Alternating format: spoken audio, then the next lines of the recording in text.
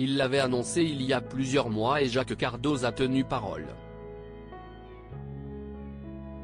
Le journaliste devenu chroniqueur de Touche pas à mon poste a bien enquêté sur France Télévisions, son ancienne maison. Mais le résultat ne sera peut-être jamais dévoilé au grand public comme le révèle Le Parisien. Jacques Cardoz serait allé un peu trop loin dans ses recherches. Rien ne va plus entre Jacques Cardoz et France Télévisions depuis qu'il a quitté le groupe en 2021. Pendant presque 30 ans pourtant, le journaliste était une figure du groupe. Il avait participé à la création du journal des sports sur France 3 en 1994, a ensuite été correspondant à l'étranger pendant de nombreuses années et en juin 2018, il a remplacé Thomas Soto à la tête de Complément d'enquête sur France 2, dont il était devenu aussi le rédacteur en chef.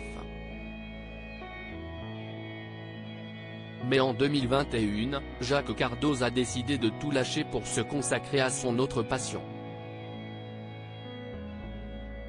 Celle du sport. Il devenait alors le nouveau directeur de la communication de l'Homme.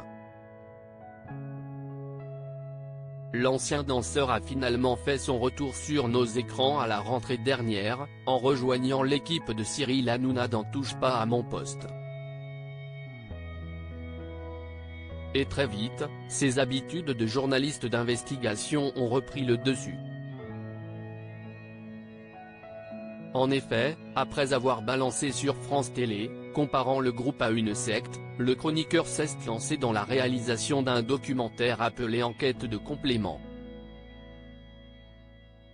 Le reportage de Jacques Cardoz mis sur le côté un documentaire apparemment terminé selon les informations du Parisien paru mercredi soir mais pas diffusable aux yeux des hauts placés de C8. Ce n'est pas diffusable en l'état. Si est trop violent, a-t-on partagé à nos confrères. Ainsi, le film de Jacques Cardoz ne pourrait jamais voir le jour. Pour cause, plusieurs sujets se seraient révélés problématiques.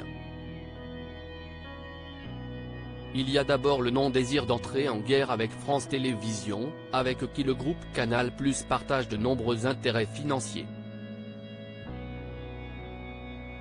On compte par exemple parmi les plus gros fournisseurs de programmes de France Télé la société de production Banijay, dont certains des actionnaires sont Vivendi, l'actionnaire majoritaire de Canal+, et même Cyril Hanouna.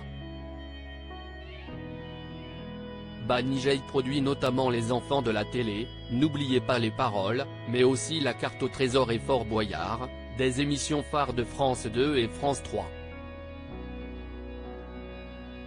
Contactés, Jacques Cardoz et Lionel Stan, le patron de H2O, ont toutefois assuré que le documentaire fâcheux finirait bien par être diffusé. Nous sommes en tournage de 2 autres numéros sur les squatteurs et la sécurité lors des Jeux Olympiques de Paris, ont-ils indiqué pour expliquer le report du reportage sur France Télé.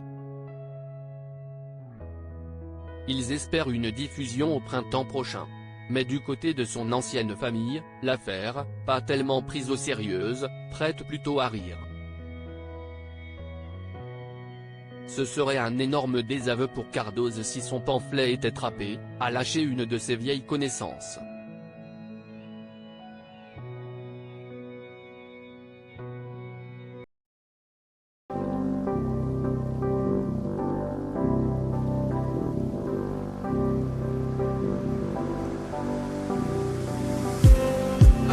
Just